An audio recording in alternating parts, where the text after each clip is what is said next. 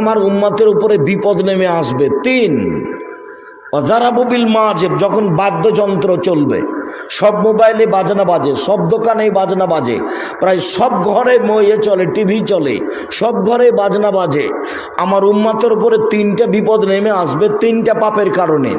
আমার উম্মতের উপরে 3টে বিপদ নেমে আসবে 3টে পাপের কারণে। 1, ভূমিকম্প হবে।